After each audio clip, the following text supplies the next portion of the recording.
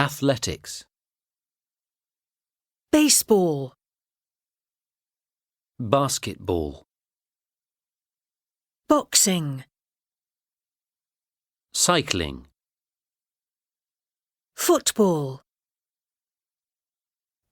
Golf. Handball.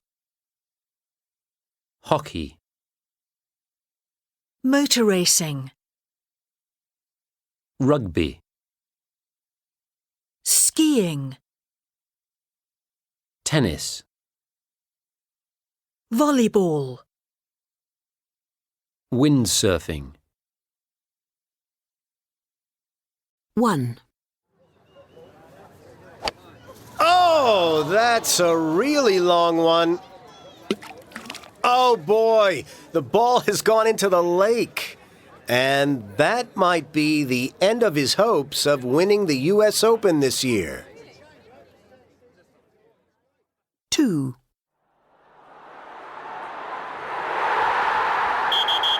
It's a penalty. Yes, the referee has given a penalty in the last minute of the game. This is England's big chance.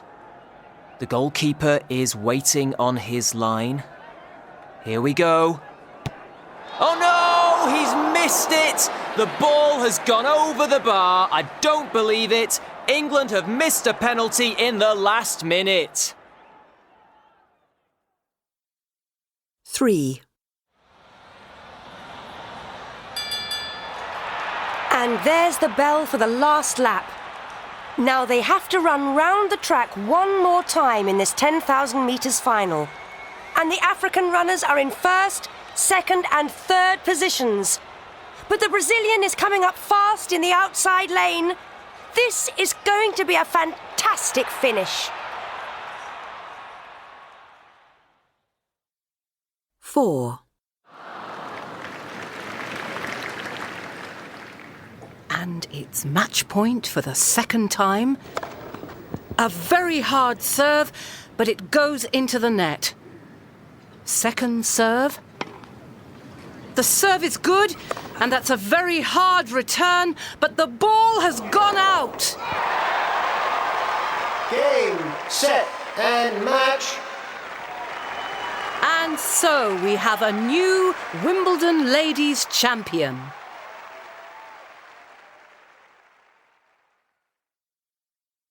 Expressing movement. 6. Under the bridge. 11. Along the street. 10. Round the lake. 8. Through the tunnel. 4. Into the shop. 2. Across the road. 3. Over the bridge. 12. Up the steps. 7. Past the church. 9. Towards the lake. 1. Down the steps. 5. Out of the shop. The man went up the steps and into the church. He drove out of the garage and along the street. I ran over the bridge and across the park. The hardest lesson to learn in sport is how to lose with dignity without blaming your defeat on the referees or refusing to shake hands with your opponent. Here are some famous moments when losing was just too hard. In 1981, at Wimbledon, a young John McEnroe was serving. The umpire said that his serve was out, but McEnroe thought it was in. He became furious and shouted, "You cannot be serious!" at the umpire. He also called the umpire an incompetent fool. In the 2003 Athletics World Championship, the 100 metres runner, John Drummond, was disqualified for a false start. Drummond lay down on the track and began to cry. 2 hours later, his coach told journalists, "He's still crying. We're making him drink water because he's becoming dehydrated. In the 1982 German Grand Prix, Nelson Piquet was winning the race. He was trying to pass Eliseo Salazar, who was last in the race, but Salazar didn't let him go past him, and Piquet crashed into Salazar.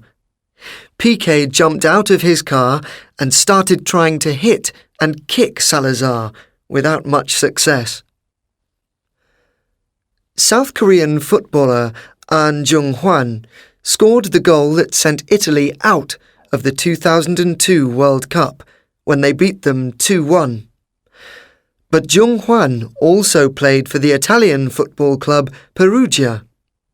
After the match, the president of the club, Luciano Gauci, announced that the player's contract would not be renewed. "That gentleman will never set foot in Perugia again," Gauci said. "I have no intention of paying a salary to somebody who has ruined Italian football." Gauci later apologised, but An Jung-hwan left the club and never went back to an Italian club. When England won the Rugby World Cup in 2003 by beating Australia in the last minute of the match, the Australian Prime Minister, John Howard, was so angry that in the medals ceremony he almost threw the medals at the English players. His behaviour was described by a journalist as being like an unhappy 5-year-old at a birthday party who starts throwing toys around.